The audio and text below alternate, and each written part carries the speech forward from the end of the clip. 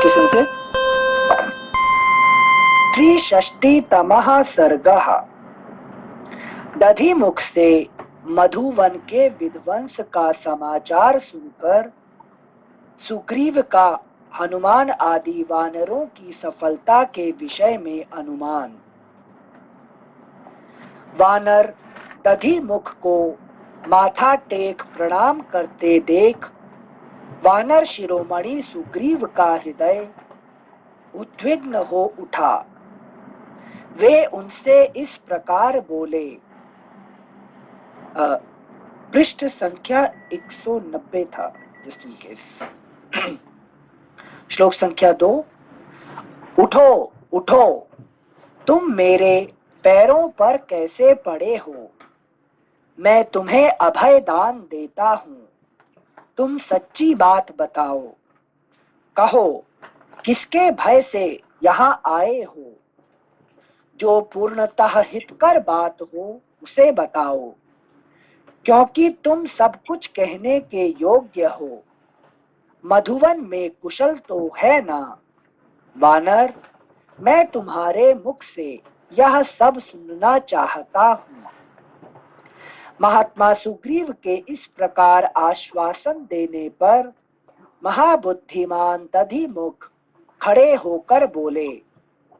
राजन, आपके पिता वृक्ष रजा ने, वाली ने और आपने भी पहले कभी जिस वन के मनमाने उपभोग के लिए किसी को आज्ञा नहीं दी थी, उसी का हनुमान आदि वानरों ने आज नाश कर दिया।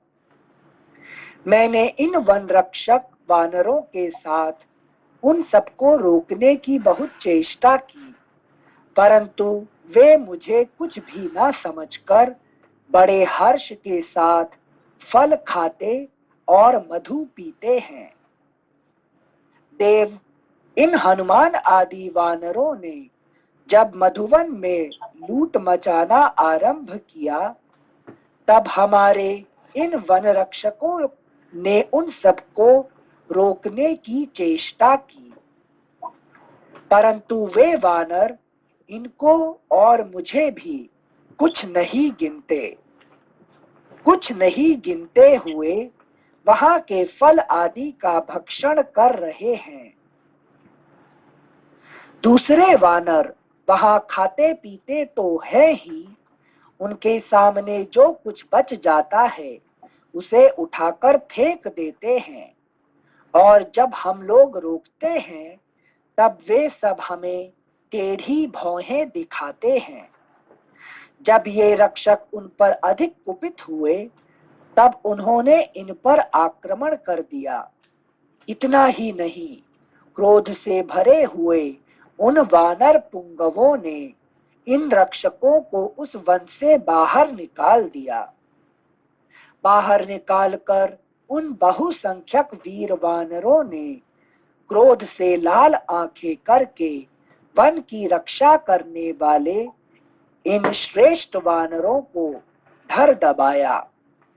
किन्हीं को थप्पड़ों से मारा, किन्हीं को घुटनों से रगड़ दिया, बहुतों को इच्छानुसार घसीटा और कितनों को पीठ के बल पटक कर आसमान दिखा दिया।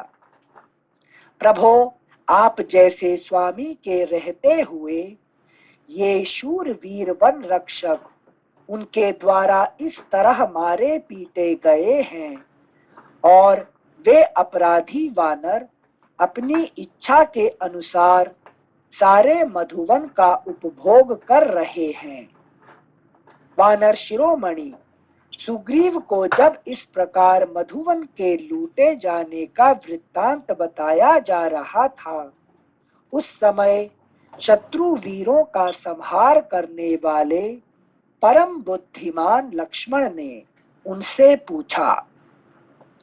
राजन, वन की रक्षा करने वाला यह वानर यहाँ किस लिए उपस्थित हुआ है और किस विषय की ओर संकेत करके इसने दुखी होकर बात की है। अगला पृष्ठ। पृष्ठ संख्या 191। महात्मा लक्ष्मण के इस प्रकार पूछने पर बातचीत करने में कुशल सुग्रीव ने यो उत्तर दिया। आर्य लक्ष्मण, वीर वानर दधिमुख ने मुझसे यह कहा है कि अंगद आदि वीर वानरों ने मधुवन का सारा मधु खा पी लिया है। इसकी बात सुनकर मुझे यह अनुमान होता है कि वे जिस कार्य के लिए गए थे उसे अवश्य ही उन्होंने पूरा कर लिया है, तभी उन्होंने मधुवन पर आक्रमण किया है। यदि वे अपना कार्य सिद्ध करके न आए होते तो उनके द्वारा ऐसा अपराध नहीं बना होता। वे मेरे मधुवन को लूटने का साहस नहीं कर सकते थे। जब रक्षक उन्हें बारंबार रोकने के लिए आए तब उन्होंने इन सबको पटक कर घुटनों से रगड़ा है तथा इन बलवान वानर दधिमुख को भी कुछ नहीं समझा है। ये ही मेरे उस वन के मालिक या प्रधान रक्षक हैं। मैंने स्वयं ही इन्हें इस कार्य में नियुक्त किया है, फिर भी उन्होंने इनकी बात नहीं मानी है। इससे जान पड़ता है उन्होंने देवी सीता का दर्शन अवश्य कर लिया, इसमें कोई संदेह नहीं है। यह काम और किसी का नहीं, हनुमान जी का ही है। उन्होंने ही सीता का दर्शन किया है। सिंसे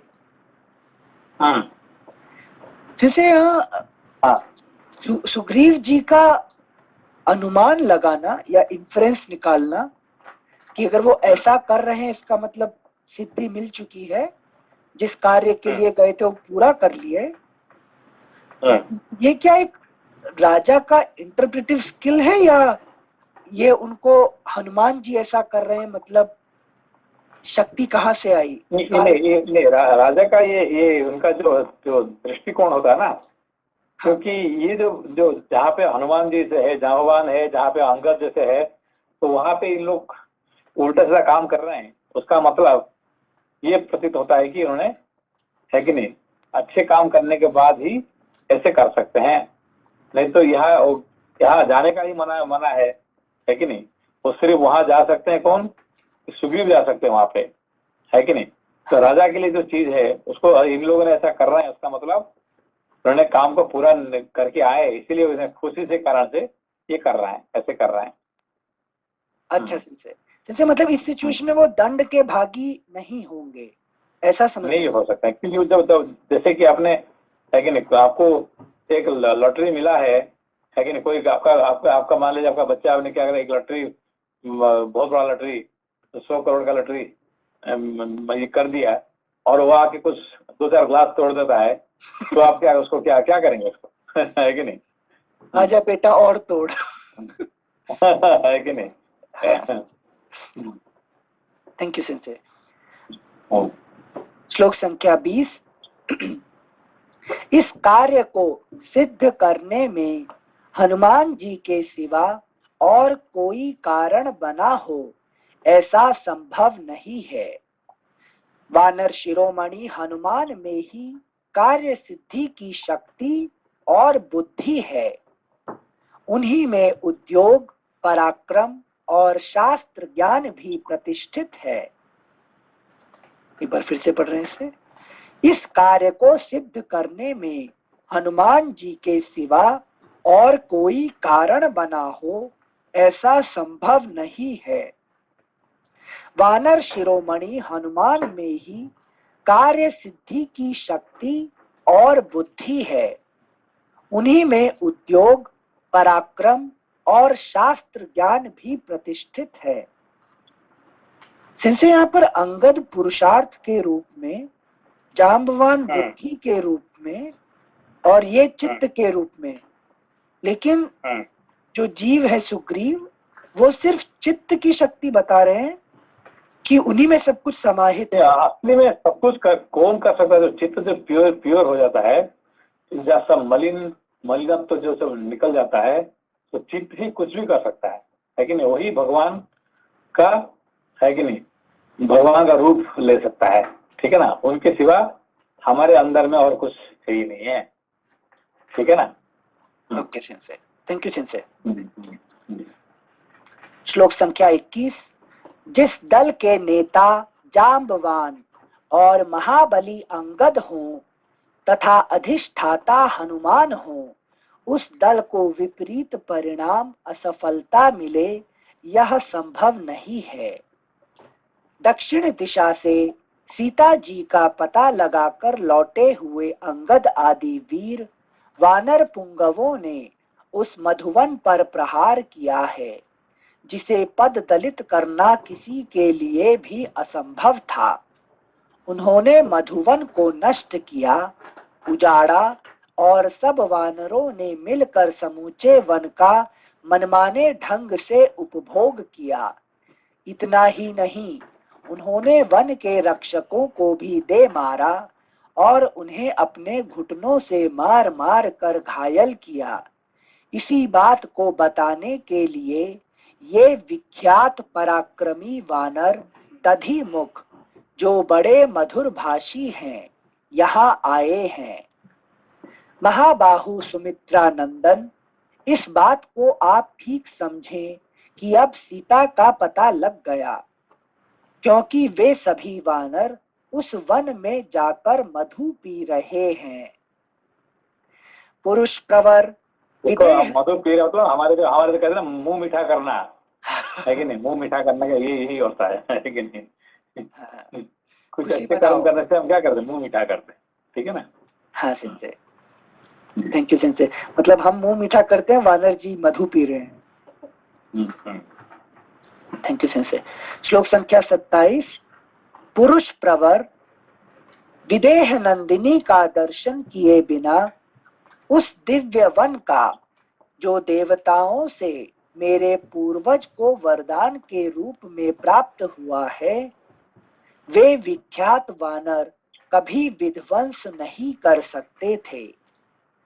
सुग्रीव के मुख से निकली हुई कानों को सुख देने वाली यह बात सुनकर धर्मात्मा लक्ष्मण श्री रामचंद्र जी के साथ बहुत प्रसन्न हुए। श्री राम के हर्ष की सीमा न रही और महायशस्वी लक्ष्मण भी हर्ष से खिल उठे।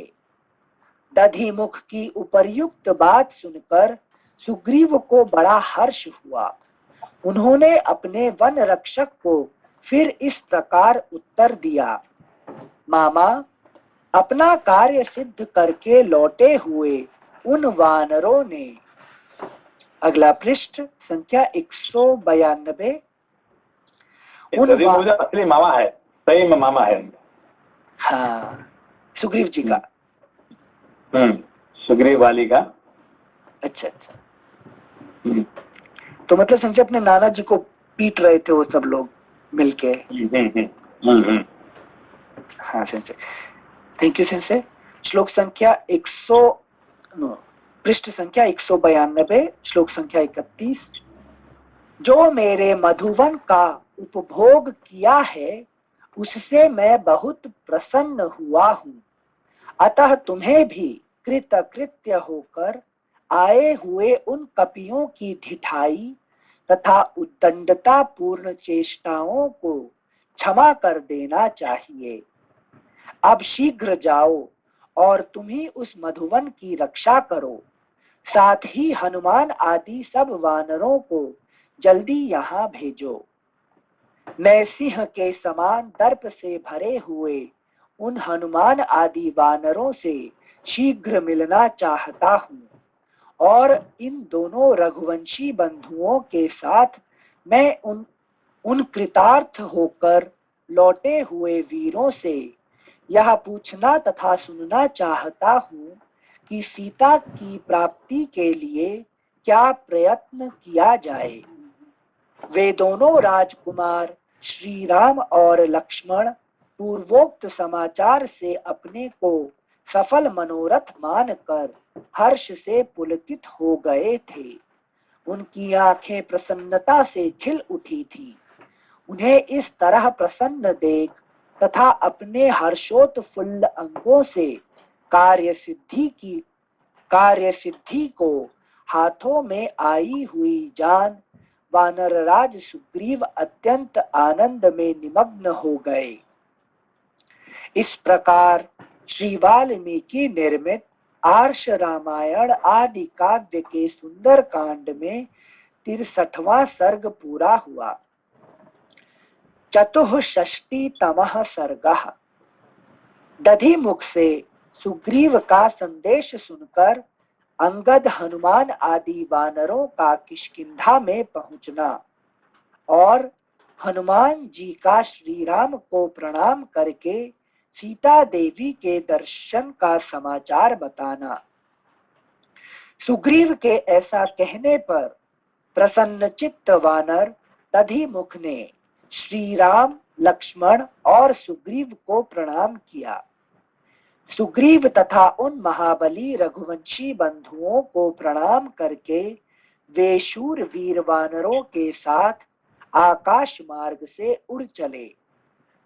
जैसे पहले आए थे उतनी ही शीघ्रता से वे वहां जा पहुंचे और आकाश से पृथ्वी पर उतरकर उन्होंने उस मधुवन में प्रवेश किया। मधुवन में प्रविष्ट होकर उन्होंने देखा कि समस्त वानर यूथपति जो पहले उद्दंड हो रहे थे अब मद रहित हो गए हैं। इनका नशा उतर गया है और ये मधु मिश्रित जल का मेहन मूत्रेंद्रिय द्वारा त्याग कर रहे हैं। वीर दधिमुख उनके पास गए और दोनों हाथों की अंजलि बांध अंगद से हर्ष युक्त मधुर वाणी में इस प्रकार बोले। सौम्य, इन रक्षकों ने जो अज्ञानवश आपको रोका था, क्रोधपूर्वक आप लोगों को मधु पीने से मना किया था, इसके लिए आप अपने मन में क्रोध ना करें। आप लोग दूर से थके मांदे आए हैं, अतः फल खाइए और मधु पीजिए। यह सब आपकी ही संपत्ति है। महाबली वीर, आप हमारे युवराज और इस वन के स्वामी हैं।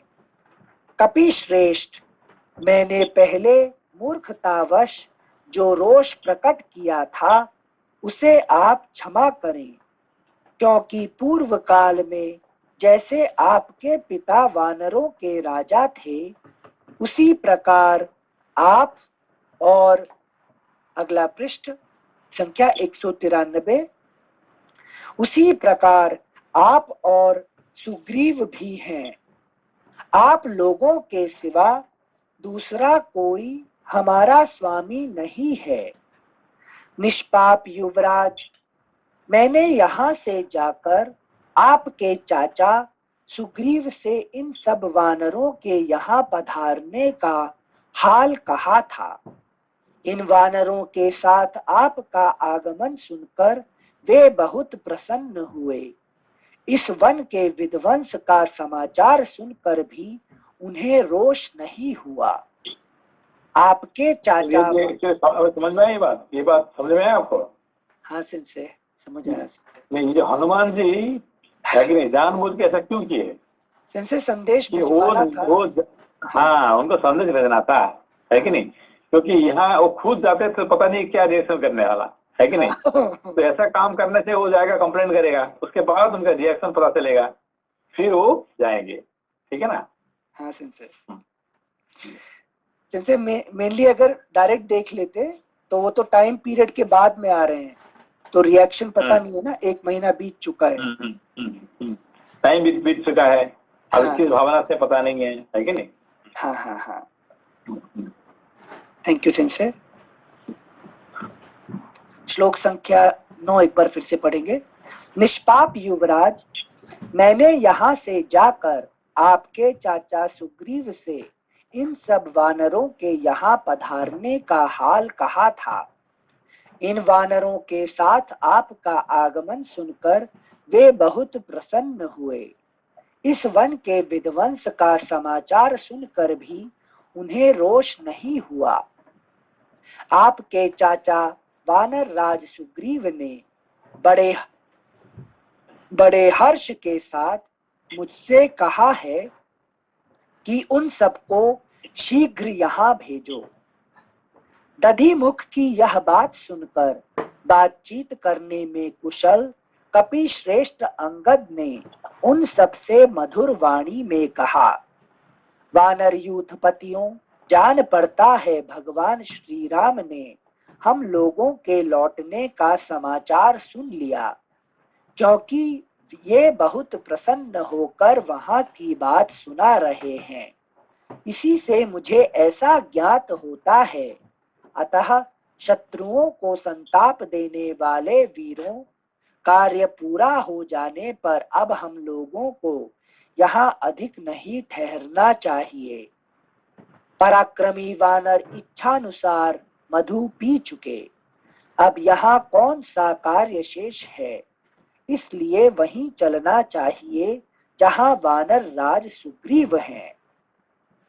वानर पुंगवों, आप सब लोग मिलकर मुझसे जैसा कहेंगे मैं वैसा ही करूंगा, क्योंकि कर्तव्य के विषय में मैं आप लोगों के अधीन हूँ। वानर पुंगवों, आप सब लोग मिलकर मुझसे जैसा कहेंगे मैं वैसा ही करूंगा, क्योंकि कर्तव्य के विषय में मैं आप लोगों के अधीन हूँ। यद्यपि मैं युवराज हूँ तो भी आप लोगों पर हुक्म नहीं चला सकता। आप लोग बहुत बड़ा कार्य पूरा करके आए हैं, अतः बलपूर्वक आप पर शासन चलाना कदापि उचित नहीं है। उस समय इस तरह बोलते हुए अंगद का उत्तम वचन सुनकर सब वानरों का चित्त प्रसन्न हो गया और वे इस प्रकार बोले, राजन, कपिश्रेष्ठ, स्वामी होकर भी अपने अधीन रहने वाले लोगों से कौन इस तरह की बात करेगा। प्रायः सब लोग ऐश्वर्य के मद से उन्मत्त हो अहंकारवश प्रायः सब लोग ऐश्वर्य के मद से उन्मत्त हो अहंकारवश अपने को ही सर्वोपरि मानने लगते हैं। आपकी यह बात आपके ही योग्य है।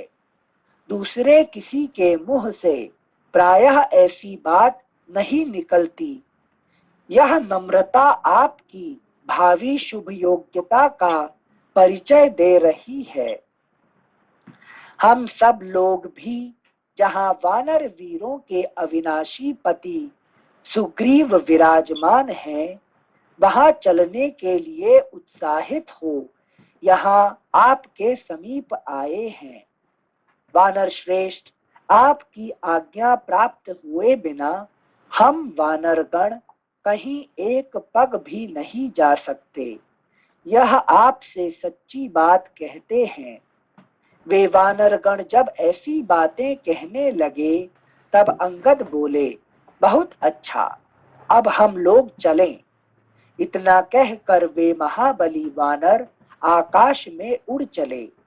आगे आगे अंगद और उनके पीछे वे समस्त वानर यूथपति उड़ने लगे।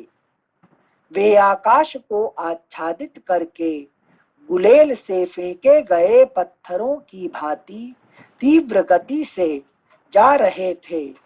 अंगद और वानर वीर हनुमान को आगे करके सभी, अगला पृष्ठ संख्या 194, सभी वेगवान वानर सहसा आकाश में उछलकर वायु से उड़ाए गए बादलों की भांति बड़े जोर जोर से गर्जना करते हुए किष्किंधा के निकट जा पहुंचे। अंगद के निकट पहुंचते ही वानर राज सुग्रीव ने शोक संतप्त कमल नयन श्री राम से कहा, प्रभो धैर्य धारण कीजिए, आपका कल्याण हो। सीता देवी का पता लग गया है, इसमें संशय नहीं है, क्योंकि कृत कार्य हुए बिना दिए हुए समय की अवधि को बिताकर ये वानर कदापि यहाँ नहीं आ सकते थे। क्योंकि कृत कार्य हुए बिना दिए हुए समय की अवधि को बिताकर ये वानर कदापि यहाँ नहीं आ सकते थे। शुभ दर्शन श्री राम अंगद की अत्यंत प्रसन्नता से भी मुझे इसी बात की सूचना मिल रही है। यदि काम बिगाड़ दिया गया होता तो वानरों में श्रेष्ठ युवराज महाबाहु अंगद मेरे पास कदापि लौटकर नहीं आते। यद्यपि कार्य सिद्ध न होने पर भी इस तरह लोगों का अपने घर लौटना देखा गया है, तथापि उस दशा में अंगद के मुख पर उदासी छाई होती और उनके चित्त में घबराहट के कारण उथल पुथल मचा होता।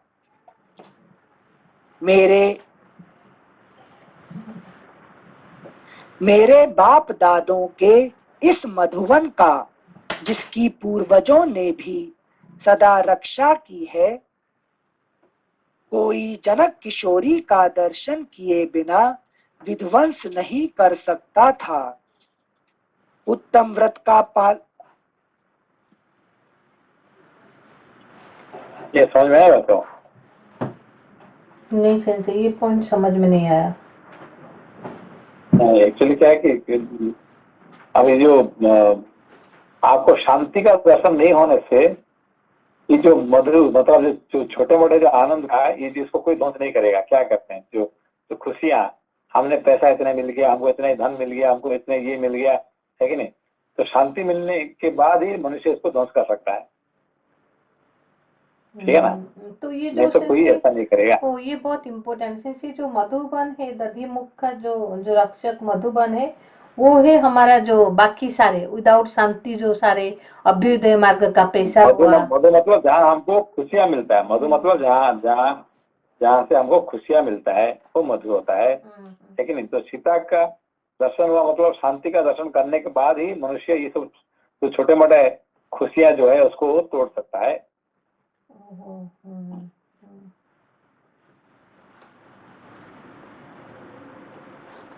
Okay okay sensei. तो ये जो खुशियां सेंसे तोड़ सकते हैं, मतलब कि जो सीता मिल गए बोल के हनुमान को, तो जब चित्त का शांति के साथ दर्शन हो जाता है तो ये सारे ऑटोमेटिक टूट जाता है, इसका मीनिंग सेंसे।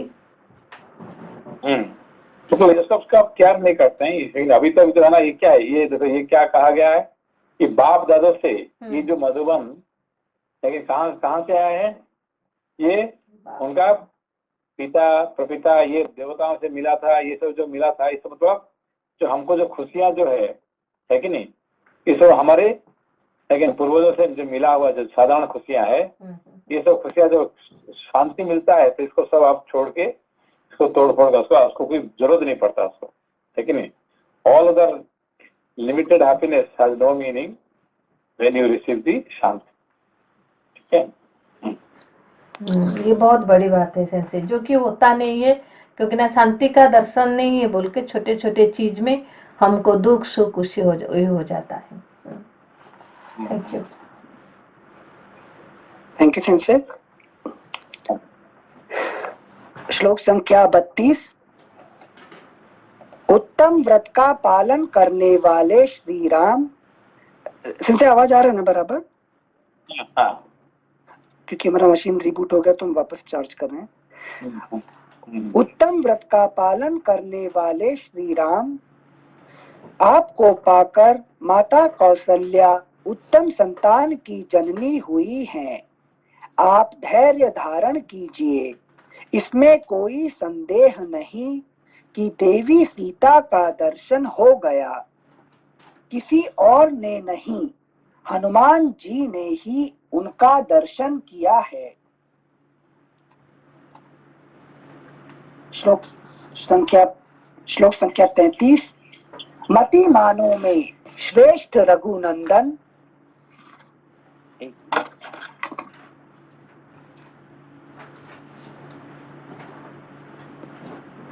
मतिमानों में श्रेष्ठ रघुनंदन, इस कार्य को सिद्ध करने में हनुमान जी के सिवा और कोई कारण बना हो ऐसा संभव नहीं है। वानर शिरोमणि हनुमान में ही कार्य सिद्धि की शक्ति और बुद्धि है। उन्हीं में उद्योग, पराक्रम और शास्त्र ज्ञान भी प्रतिष्ठित है। जिस दल के नेता जांबवान और महाबली अंगद हों तथा अधिष्ठाता हनुमान हों, उस दल को विपरीत परिणाम, असफलता मिले, यह संभव नहीं है। अमित पराक्रमी श्री राम, अब आप चिंता न करें। ये वनवासी वानर जो इतने अहंकार में भरे हुए आ रहे हैं, कार्य सिद्ध हुए बिना इनका इस तरह आना संभव नहीं है। इनका इस तरह आना संभव नहीं था।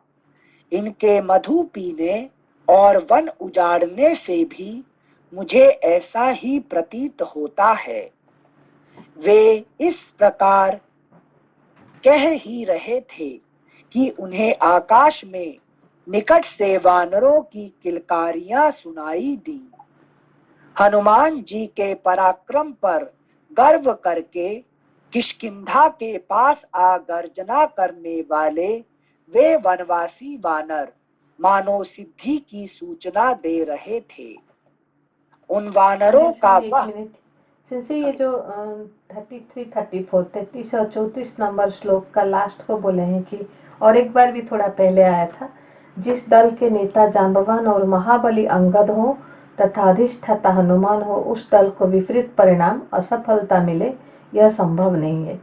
तो सिंसे इसका मीनिंग ये है क्या, मतलब कि चित्त और ज्ञान को बेस करके, अधिष्ठाता करके, अगर बुद्धि जांबवान को अंगद पुरुषार्थ के लिए लगाएंगे तो सफलता, मतलब कि कौन से सफलता की बात कर रहे हैं, ये थोड़ा कोई भी मेटेरियल सफलता करो कि स्पिरिचुअल करो, कुछ भी, anything you want to get you can, लेकिन आपका बुद्धि, चित्त और है कि नहीं, आपका सारे जो है कि नहीं, तो एक साथ हो जाएगा, है कि नहीं, इसको तो फिर आपको डेफिनेटली आपको सिद्धि मिल जाएगा। बस ऐसे यहाँ मेरे को लगा कि सिद्धि का बात करें, जो राम कार्य का सिद्धि, जो कि मोक्ष और मेन सिद्धि मतलब बेसिकली सिद्धि कौन सा है, मनुष्य जीवन जिसके लिए हमने लिया था उसको मिलने पर ही हमको सिद्धि मिलता है। सिद्धि मतलब उसको है, ठीक है ना। तो मनुष्य, जो साधारण मनुष्य के लिए जो हमारे जो सिद्धि क्या होता है कि 4 प्रकार की सिद्धि होता है कि नहीं। एक है कि नहीं, ब्राह्मण का सिद्धि, क्षत्रिय का सिद्धि, वैश्य का सिद्धि और शूद्र का सिद्धि, ठीक है ना। शूद्र का सिद्धि क्या है, मुझे अच्छे से खाना पीना मिला, जैसे कुंभकर्ण को क्या खाना मिल गया, सोने मिल गया, अच्छा ये मिल गया, तो बस उसका सिद्धि हो गया, है कि नहीं। तो उसको क्या, उसको किताब देने से, शास्त्र देने से खुशी होगा क्या, हो है कि नहीं। उसको ज्ञान की बात करेगा तो खुशी होगा क्या, उसको खाना पीना, ये उसका सिद्धि क्या है कि material happiness for sense enjoyment, ठीक है ना। और वैश्य का सिद्धि क्या होता है, उसको कितना पैसा मिला, लेकिन आखिरी में कि his happiness is how much money I made it at the end of the day, ठीक है ना। तो I got this much money, बस दैट इज द सिद्धि। तो क्षत्रिय का सिद्धि क्या हो गया कि बस हमको इतने इनाम मिला, हमको इतने ये मिला, दुनिया में हमको नोबेल प्राइज मिल गया, है कि नहीं, वो उसका सिद्धि हो गया उसका, है कि नहीं। तो ब्राह्मण का सिद्धि क्या है, बस उसमें ज्ञान, है कि नहीं, ज्ञान से जो भरपूर रहे अपना जो जीवन का जो आखिरी में उसको मुक्ति मिल गया, तो उसका सिद्धि हो गया उसका, ठीक है ना। तो चारों लोगों का अलग अलग सिद्धि है। बच्चन से यहाँ जो सिद्धि का बात कर रहे हैं वो है मोक्ष का सिद्धि। चित्त को, अगर मैं पुरुषार्थ को, चित्त को बेस कर रहे हैं, कुछ नहीं कहेंगे, नहीं, नॉर्मली कुछ नहीं कहेंगे, सिर्फ सिद्धि बात करेंगे तो फिर इसको ये ओनली वन सिद्धि, मतलब अपना जिंदगी का आखिरी जो सिद्धि है कि नहीं, वो मोक्ष का ही सिद्धि की बात करते हैं, है कि नहीं। क्योंकि ना आप थोड़ी देर पहले जो समझा है वर्ष 32 में कि मधुबन जो होता है कि जो हम छोटे छोटे खुशियां ढूंढते हैं, पैसा कितना मिला, मेरा क्या पोजीशन हुआ, कौन सा जॉब मिला, कैसे घर मिला, गाड़ी मिला, तो वो सारे नष्ट हो जाता है जब शांति का दर्शन होता है। तो यहाँ जो सिद्धि के बात करें तो उसका कोई वैल्यू नहीं रहता, उसका कोई वैल्यू नहीं रहता। जो जो बाप दादा से मिला हुआ है, जो चीज से मिला हुआ है, ठीक है, उसका कोई वैल्यू नहीं। जब आपको जिंदगी का आखिरी खुशियां मिल जाता है तो इसका कोई मतलब नहीं है, ठीक है ना। Thank you. Thank you sensei. श्लोक संख्या 37 एक बार फिर पढ़ेंगे। वे इस प्रकार कह ही रहे थे कि उन्हें आकाश में निकट से वानरों की किलकारियां सुनाई दी। हनुमान जी के पराक्रम पर गर्व करके किष्किंधा के पास आ गर्जना करने वाले वे वनवासी वानर मानो सिद्धि की सूचना दे रहे थे। उन वानरों का वह सिंहनाद सुनकर कपिश्रेष्ठ सुग्रीव का हृदय हर्ष से खिल उठा। उन्होंने अपनी पूंछ लंबी एवं ऊंची कर दी। इतने में ही श्री रामचंद्र जी के दर्शन की इच्छा से अंगद और वानर वीर हनुमान को आगे करके वे सब वानर वहां आ पहुंचे। वे अंगद आदि वीर आनंद और उत्साह से भरकर वानर राज सुग्रीव तथा रघुनाथ जी के समीप आकाश से नीचे उतरे। महाबाहु हनुमान ने श्री रघुनाथ जी के चरणों में मस्तक रखकर प्रणाम किया और उन्हें यह बताया कि देवी सीता पातिव्रत्य के कठोर नियमों का पालन करती हुई शरीर से सकुशल हैं। अगला पृष्ठ संख्या 195। मैंने देवी सीता का दर्शन किया है।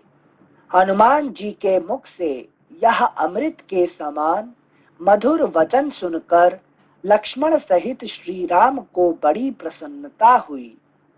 पवन पुत्र हनुमान के विषय में सुग्रीव ने पहले ही निश्चय कर लिया था कि उन्हीं के द्वारा कार्य सिद्ध हुआ है।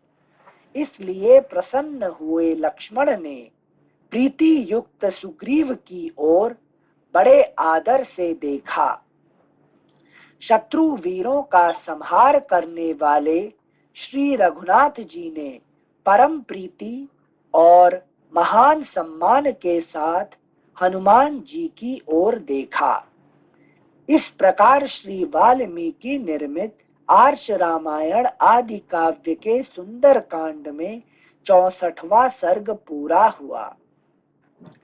65तमः सर्गः। हनुमान जी का श्री राम को सीता का समाचार सुनाना। तदनंतर विचित्र काननों से सुशोभित प्रस्रवण पर्वत पर जाकर युवराज अंगद को आगे करके श्री राम, महाबली लक्ष्मण तथा सुग्रीव को मस्तक झुकाकर प्रणाम करने के अनंतर सब वानरों ने सीता का समाचार बताना आरंभ किया। सीता देवी रावण के अंतःपुर में रोक रखी गई हैं। राक्षसियां उन्हें धमकाती रहती हैं। श्री राम के प्रति उनका अनन्य अनुराग है। रावण ने सीता के जीवित रहने के लिए केवल 2 मास की अवधि दे रखी है। इस समय विदेह कुमारी को कोई क्षति नहीं पहुंची है। वे सकुशल हैं। श्री रामचंद्र जी के निकट ये सब बातें बताकर वे वानर चुप हो गए। विदेह कुमारी के सकुशल होने का वृत्तांत सुनकर श्री राम ने आगे की बात पूछते हुए कहा, वानरों, देवी सीता कहाँ है? मेरे प्रति उनका कैसा भाव है? विदेह कुमारी के विषय में ये सारी बातें मुझसे कहो। श्री रामचंद्र जी का यह कथन सुनकर वे वानर श्री राम के निकट सीता के वृत्तांत को अच्छी तरह जानने वाले हनुमान जी को उत्तर देने के लिए प्रेरित करने लगे। उन वानरों की बात सुनकर पवन पुत्र हनुमान जी ने पहले देवी सीता के उद्देश्य से दक्षिण दिशा की ओर मस्तक झुकाकर प्रणाम किया। फिर बातचीत की कला को जानने वाले उन वानर वीर ने सीता जी का दर्शन जिस प्रकार हुआ था वह सारा वृत्तांत कह सुनाया। तत्पश्चात अपने तेज से प्रकाशित होने वाली उस दिव्य कांचन मणि को भगवान श्री राम के हाथ में देकर हनुमान जी हाथ जोड़कर बोले, प्रभो, मैं जनक नंदिनी सीता के दर्शन की इच्छा से उनका पता लगाता हुआ 100 योजन विस्तृत समुद्र को लांघकर उसके दक्षिण किनारे पर जा पहुंचा। वहीं दुरात्मा रावण की नगरी लंका है, वह समुद्र के दक्षिण तट पर ही बसी हुई है। अगला पृष्ठ संख्या 196, श्लोक संख्या 12। श्री राम लंका में पहुंचकर मैंने रावण के अंतःपुर में प्रमदा वन के भीतर राक्षसियों के बीच में बैठी हुई सती साध्वी सुंदरी देवी सीता का दर्शन किया। वे अपनी सारी अभिलाषाओं को आप में ही केंद्रित करके किसी तरह जीवन धारण कर रही हैं। विकराल रूप वाली राक्षसियां उनकी रखवाली करती हैं और बारंबार उन्हें डांटती फटकारती रहती हैं। वीरवर देवी सीता आपके साथ सुख भोगने के योग्य हैं, परंतु इस समय बड़े दुख से दिन बिता रही हैं। उन्हें रावण के अंतःपुर में रोक रखा गया है और वे राक्षसियों के पहरे में रहती हैं। सिर पर एक वेणी धारण किए दुखी हो सदा आपकी ही चिंता में डूबी रहती हैं। वे नीचे भूमि पर सोती हैं, जैसे जाड़े के दिनों में पाला पड़ने के कारण कमलिनी सूख जाती है, उसी प्रकार उनके अंगों की कांति फीकी पड़ गई है। रावण से उनका कोई प्रयोजन नहीं है, उन्होंने प्राण त्याग देने का निश्चय कर लिया है। ककुत्स्थ कुलभूषण उनका मन निरंतर आप में ही लगा रहता है। निष्पाप नर श्रेष्ठ, मैंने बड़ा प्रयत्न करके किसी तरह महारानी सीता का पता लगाया और धीरे धीरे इक्ष्वाकु वंश की कीर्ति का वर्णन करते हुए किसी प्रकार उनके हृदय में अपने प्रति विश्वास उत्पन्न किया। तत्पश्चात देवी से वार्तालाप करके मैंने यहाँ की सब बातें उन्हें बतलाई। आपकी सुग्रीव के साथ मित्रता का समाचार सुनकर उन्हें बड़ा हर्ष हुआ। उनका उच्च कोटि का आचार विचार पातिव्रत्य सुदृढ़ है, वे सदा आप में ही भक्ति रखती हैं। महाभाग पुरुषोत्तम, इस प्रकार जनक नंदिनी को मैंने आपकी भक्ति से प्रेरित होकर कठोर तपस्या करते देखा है। महामते रघुनंदन, चित्रकूट में आपके पास देवी के रहते समय एक कौवे को लेकर जो घटना घटित हुई थी, उस वृत्तांत को उन्होंने पहचान के रूप में मुझसे कहा था। जानकी जी ने आते समय मुझसे कहा, वायुनंदन, तुम यहाँ जैसी मेरी हालत देख चुके हो, वह सब भगवान श्री राम को बताना और इस मणि को बड़े यत्न से सुरक्षित रूप में ले जाकर उनके हाथ में देना, ऐसे समय में देना जबकि सुग्रीव भी निकट बैठकर तुम्हारी कही हुई बातें सुन रहे हों। साथ ही मेरी ये बातें भी उनसे निवेदन करना। प्रभो, आपकी दी हुई यह कांतिमती चूड़ामणि मैंने बड़े यत्न से सुरक्षित रखी थी। अनिल सर जल से प्रकट हुए अनिल सर एक मिनट से ये जो बोल रहे हैं कि जबकि सुग्रीव भी निकट बैठकर तुम्हारी कही हुई बातें सुन रहे हो, ये क्यों बोले? क्योंकि ये थोड़ा फिलोसॉफिकल है कि नहीं? ये जब एक साथ जीव और ईश्वर एक साथ रहते हैं तब जाके इसका ये रहता है, क्या कहते हैं उसका, काम होता है कि नहीं? और इसका जो मणि के साथ भी उनका साथ है कि नहीं? जो मणि, ये थोड़ा फिलोसॉफी का है, उसके बाद में डिस्कस करेंगे, ठीक है? पहले अभी ये समझ लीजिए कि मणि के बारे में है कि नहीं? ठीक है। ये मणि कहाँ से प्रकट हुआ है? मणि जल से। हाँ, तो जल से प्रकट हुआ, मतलब इसको एक फिजिकली देखेंगे तो, आदि भौतिक देखेंगे तो ये इसको कौन रखे थे? इसको वरुण देवता रखे थे, लेकिन वरुण देवता से आया है, ठीक है ना? जितने सारे हमारा वैल्यूएबल चीज होता है दुनिया में, ये सब कहाँ से कौन रखता है उसको? समुद्र, वरुण देवता, है कि नहीं? वरुण देवता रखते हैं और वही है कि नहीं, उनसे निकाला जाता है, ठीक है ना? तो इसके लिए क्या करना पड़ता है? समुद्र मंथन करना पड़ता है। समुद्र मंथन से ये सारे चीज मिलता है कि नहीं? फिर दोबारा फिर समुद्र में सारी चीज चला जाता है। ये समझ में आपको?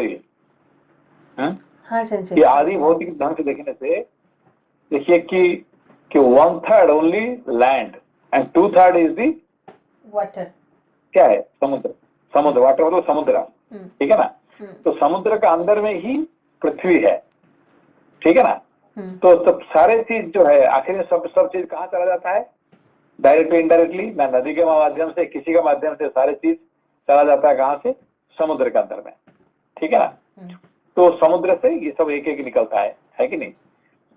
अभी जो जितने सारे सामान था, अभी क्या ऐरावत हस्ती से लेके उच्च श्रवा अश्व से लेके ये सारे सब चीज पहले समुद्र नहीं था, ये सब बाहर था, लेकिन इंद्र के पास था पहले, है कि नहीं?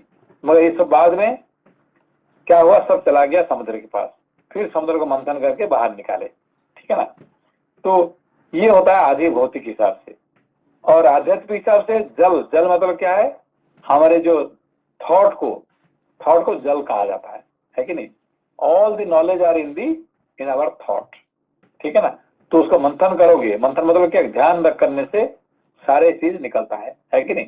Everything is coming from the our thought only, ठीक है ना? Thank you sensei. Sensei even महाप्रलय जो भौतिक रूप में भी, महाप्रलय मतलब जल में निमग्न हो जाना, और फिर अगला जब वापस से सृष्टि सृजन होगा तो समुद्र से ही स्टार्ट होके वापस से सब कुछ फिर दोबारा से स्टार्ट होता है, ठीक है? जल से फिर, है कि नहीं? क्योंकि जल का मात्रा पृथ्वी से बहुत ज्यादा है, ठीक है ना? तो इसलिए समुद्र किसी समय भी इस भूमि को निपटा कर लगा सकता है कि नहीं? हाँ। एक साथ एक है कि नहीं, देश को वो पानी में डुबा देगा, ठीक है ना? Thank you sensei. और दूसरा हमारे जो जितने सारे हमारे लाइफ भी, our life is depending upon our thought, ठीक है ना? तो थॉट में हम जो दुखी हो जाते हैं, तो दुखी मतलब कि हम अपना है कि दुख रूपी थॉट के अंदर में हम डूब जाते हैं, ठीक है ना? फिर उसको कोई महात्मा, कोई शास्त्र मिल गया तो फिर हम दोबारा हमारे उत्थान हो जाता है, ठीक है ना? Thank you sensei. ओके। श्लोक संख्या 22। ऐसे समय में देना जबकि सुग्रीव भी निकट बैठकर तुम्हारी कही हुई बातें सुन रहे हों। साथ ही मेरी ये बातें भी उनसे निवेदन करना। प्रभो, आपकी दी हुई यह कांतिमती चूड़ामणि मैंने बड़े यत्न से सुरक्षित रखी थी।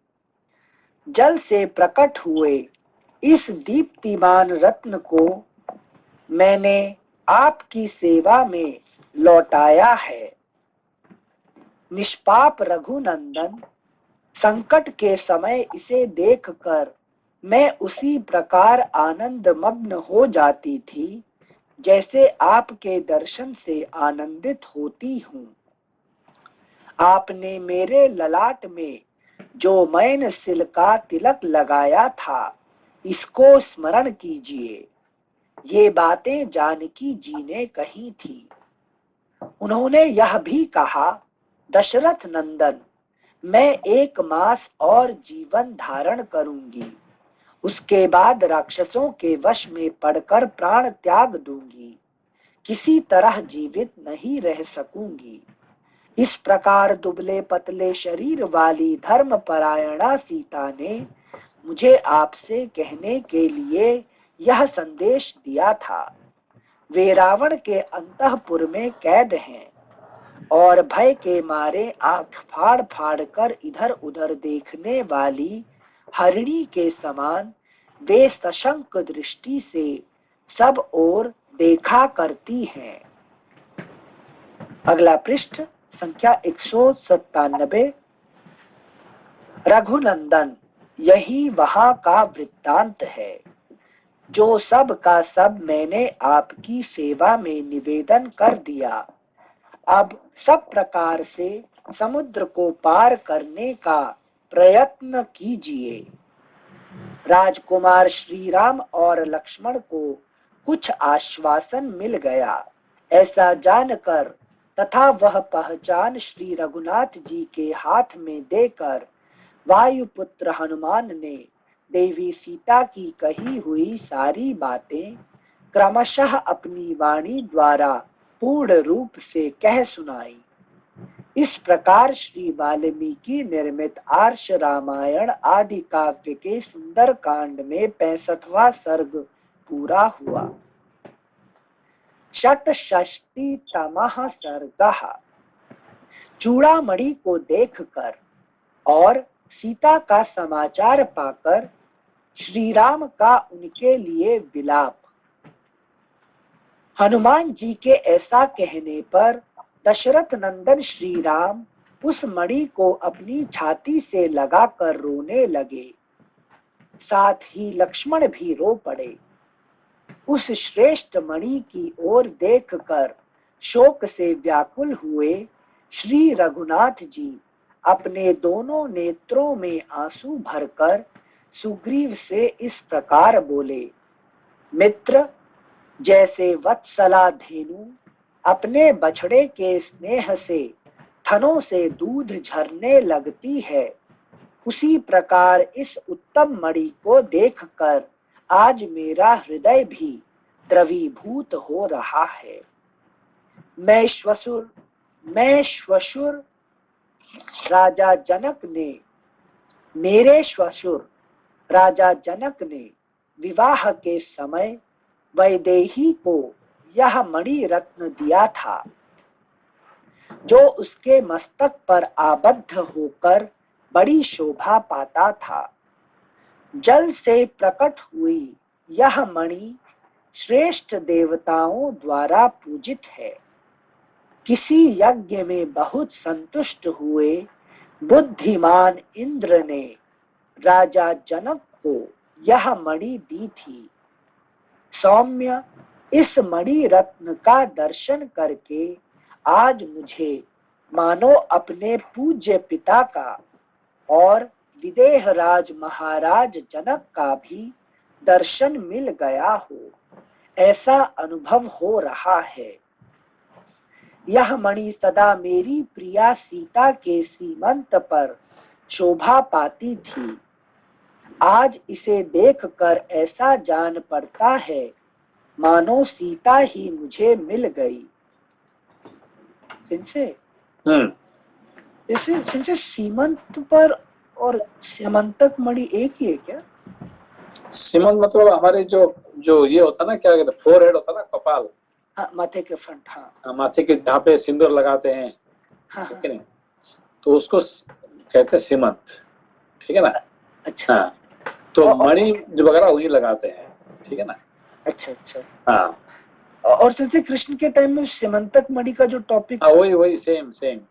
अच्छा, okay okay. Thank you Sanjay. श्लोक संख्या 7। यह मणि सदा मेरी प्रिया सीता के सीमंत पर शोभा पाती थी। आज इसे देखकर ऐसा जान पड़ता है मानो सीता ही मुझे मिल गई। सौम्य पवन कुमार, जैसे बेहोश हुए मनुष्य को होश में लाने के लिए उस पर जल के छींटे दिए जाते हैं, उसी प्रकार विदेह नंदिनी सीता ने मूर्छित हुए से मुझ राम को अपने वाक्य रूपी शीतल जल से सींचते हुए क्या क्या कहा है, यह बारंबार बताओ। अब वे लक्ष्मण से बोले, सुमित्रा नंदन, सीता के यहाँ आए बिना ही जो जल से उत्पन्न हुई इस मणि को मैं देख रहा हूँ, इससे बढ़कर दुख की बात और क्या हो सकती है।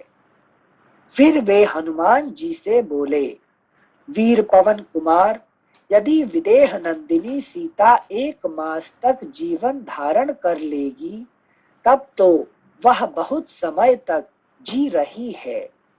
मैं तो कजरारे नेत्रों वाली जानकी के बिना अब एक क्षण भी जीवित नहीं रह सकता। अगला पृष्ठ संख्या 198। तुमने जहां मेरी प्रिया को देखा है उसी देश में मुझे भी ले चलो। उसका समाचार पाकर अब मैं एक क्षण भी यहाँ नहीं रुक सकता। हाय, मेरी सती साध्वी सुमध्यमा सीता बड़ी भीरू है। वह उन घोर रूपधारी भयंकर राक्षसों के बीच में कैसे रहती होगी। निश्चय ही अंधकार से मुक्त किंतु बादलों से ढके हुए शरतकालीन चंद्रमा के समान सीता का मुख इस समय शोभा नहीं पा रहा होगा। हनुमान, मुझे ठीक ठीक बताओ, सीता ने क्या क्या कहा है।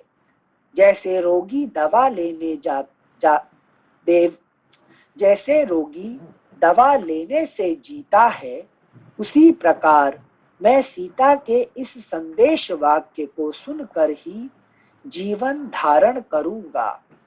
हनुमान, मुझसे बिछुड़ी हुई मेरी सुंदर कटी प्रदेश वाली मधुर भाषिणी सुंदरी प्रियतमा जनक नंदिनी सीता ने मेरे लिए कौन सा संदेश दिया है। वह दुख पर दुख उठाकर भी कैसे जीवन धारण कर रही है। इस प्रकार श्री वाल्मीकि निर्मित आर्ष रामायण आदि काव्य के सुंदर कांड में 66वां सर्ग पूरा हुआ। सप्तषष्टितमः सर्गः। हनुमान जी का भगवान श्री राम को सीता का संदेश सुनाना। महात्मा श्री रघुनाथ जी के ऐसा कहने पर श्री हनुमान जी ने सीता जी की कही हुई सब बातें उनसे निवेदन कर दी। वे बोले, पुरुषोत्तम, जानकी देवी ने पहले चित्रकूट पर बीती हुई एक घटना का यथावत रूप से वर्णन किया था। उसे उन्होंने पहचान के तौर पर इस प्रकार कहा था। पहले चित्रकूट में कभी जानकी देवी आपके साथ सुखपूर्वक सोई थी। वे सोकर आपसे पहले उठ गईं। उस समय किसी कौवे ने सहसा उठकर उनकी छाती में चोंच मार दी। भरताग्रज, आप लोग बारी बारी से एक दूसरे के अंक में सिर रखकर सोते थे। जब आप देवी के अंक में मस्तक रखकर सोए थे, उस समय पुनः उस पक्षी ने आकर देवी को कष्ट देना आरंभ किया। कहते हैं उसने फिर आकर जोर से चोंच मार दी। तब देवी के शरीर से रक्त बहने लगा और उससे भीग जाने के कारण आप जाग उठे। शत्रुओं को संताप देने वाले रघुनंदन उस कौवे ने जब लगातार इस तरह पीड़ा दी, तब देवी सीता ने सुख से सोए हुए आपको जगा दिया। महाबाहो, उनकी छाती में घाव हुआ देख आप विषधर सर्प के समान कुपित हो उठे और इस प्रकार बोले, भीरू, किसने अपने नखों के अग्रभाग से तुम्हारी छाती में घाव कर दिया है? कौन कुपित हुए 5 मुंह वाले सर्प के साथ खेल रहा है? ऐसा कहकर आपने जब सहसा इधर उधर दृष्टि डाली, तब उस कौवे को देखा। उसके तीखे पंजे खून में रंगे हुए थे और वह सीता देवी की ओर मुंह करके ही कहीं बैठा था। सुना है उड़ने वालों में श्रेष्ठ वह कौवा साक्षात इंद्र का पुत्र था, जो उन दिनों पृथ्वी पर विचर रहा था। वह वायु देवता के समान शीघ्रगामी था। अगला पृष्ठ, पृष्ठ संख्या 199। मतिमानों में श्रेष्ठ महाबाहो, उस समय आपके नेत्र क्रोध से घूमने लगे और आपने उस कौवे को कठोर दंड देने का विचार किया। आपने अपनी चटाई में से एक कुशा निकालकर हाथ में ले लिया और उसे ब्रह्मास्त्र से अभिमंत्रित किया। फिर तो वह कुश प्रलय काल की अग्नि के समान प्रज्वलित हो उठा। उसका लक्ष्य वह कौवा ही था। आपने उस जलते हुए कुश को कौवे की ओर छोड़ दिया। फिर तो वह दीप्तिमान दर्भ उस कौवे का पीछा करने लगा। आपके भय से डरे हुए समस्त देवताओं ने भी उस कौवे को त्याग दिया। वह तीनों लोकों में चक्कर लगाता फिरा, किंतु कहीं भी उसे कोई रक्षक नहीं मिला। शत्रु दमन श्री राम, सब ओर से निराश होकर वह कौवा फिर वहीं आपकी शरण में आया। शरण में आकर पृथ्वी पर पड़े हुए उस कौवे को आपने शरण में ले लिया, क्योंकि आप शरणागत वत्सल हैं। यद्यपि वह वध के योग्य था, तो भी आपने कृपा पूर्वक उसकी रक्षा की। रघुनंदन, उस ब्रह्मास्त्र को व्यर्थ नहीं किया जा सकता था, इसलिए आपने उस कौवे की दाहिनी आंख फोड़ डाली।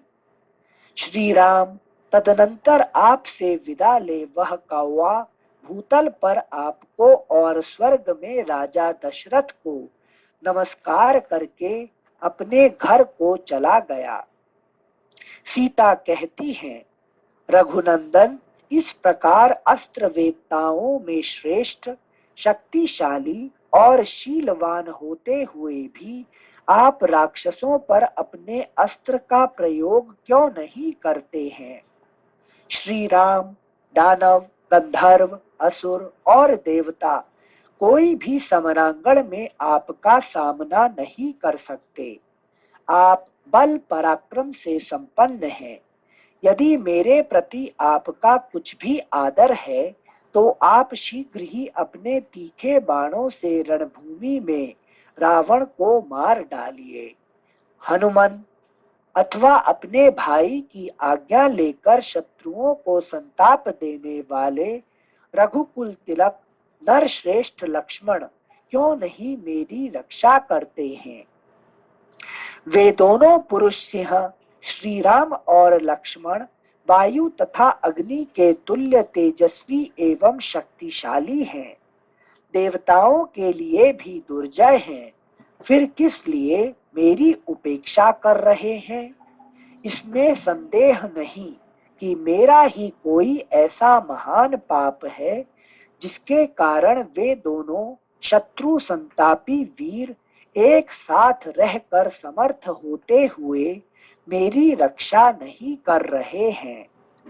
रघुनंदन विदेह नंदिनी का करुणाजनक उत्तम वचन सुनकर मैंने पुनः आर्या सीता से यह बात कही, देवी, मैं सत्य की शपथ खाकर कहता हूँ कि श्री रामचंद्र जी तुम्हारे शोक के कारण ही सब कार्यों से विरत हो रहे हैं। श्री राम के दुखी होने से लक्ष्मण भी संतप्त हो रहे हैं। किसी तरह आपका दर्शन हो गया, आपके निवास स्थान का पता लग गया, अतः अब शोक करने का अवसर नहीं है। भामिनी, आप इसी मुहूर्त में अपने सारे दुखों का अंत हुआ देखेंगी। शत्रुओं को संताप देने वाले वे दोनों नरश्रेष्ठ राजकुमार, अगला पृष्ठ संख्या 200, वे दोनों नरश्रेष्ठ राजकुमार आपके दर्शन के लिए उत्साहित हो लंकापुरी को जलाकर भस्म कर देंगे। वरारोहे समरांगण में रौद्र राक्षस रावण को बंधु बांधवों सहित मारकर रघुनाथ जी अवश्य ही आपको अपनी पुरी में ले जाएंगे। सती साध्वी देवी, अब आप मुझे कोई ऐसी पहचान दीजिए जिसे श्री रामचंद्र जी जानते हों और जो उनके मन को प्रसन्न करने वाला हो। महाबली वीर तब उन्होंने चारों ओर देखकर वेणी में बांधने योग्य इस उत्तम मणि को अपने वस्त्र से खोलकर मुझे दे दिया। रघुवंशियों के प्रियतम श्री राम, आपके लिए इस मणि को दोनों हाथों से लेकर मैंने सीता देवी को मस्तक झुकाकर प्रणाम किया और यहाँ आने के लिए मैं उतावला हो उठा। लौटने के लिए उत्साहित हो मुझे अपने शरीर को बढ़ाते देख सुंदरी जनक नंदिनी सीता बहुत दुखी हो गई। उनके मुख पर आंसुओं की धारा बह चली। मेरी उछलने की तैयारी से वे घबरा गईं और शोक के वेग से आहत हो उठी। उस समय उनका स्वर अश्रु गदगद हो गया था। वे मुझसे कहने लगी, महाकपे, तुम बड़े सौभाग्यशाली हो जो मेरे महाबाहु प्रियतम कमल नयन श्री राम को तथा मेरे यशस्वी देवर महाबाहु लक्ष्मण को भी अपनी आंखों से देखोगे। सीता जी के ऐसा कहने पर मैंने उन मिथिलेश कुमारी से कहा, देवी जनक नंदिनी, आप शीघ्र मेरी पीठ पर चढ़ जाइए। महाभागे श्यामलोचने, मैं अभी सुग्रीव और लक्ष्मण सहित आपके पति देव श्री रघुनाथ जी का आपको दर्शन कराता हूँ। यह सुनकर सीता देवी मुझसे बोली, महाकपे, वानर शिरोमणे, मेरा यह धर्म नहीं है कि मैं अपने वश में होती हुई भी स्वेच्छा से तुम्हारी पीठ का आश्रय लूं।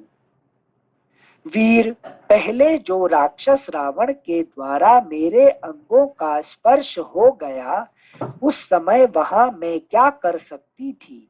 मुझे तो काल ने ही पीड़ित कर रखा था।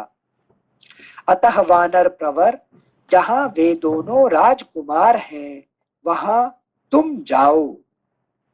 ऐसा कहकर वे फिर मुझे संदेश देने लगी।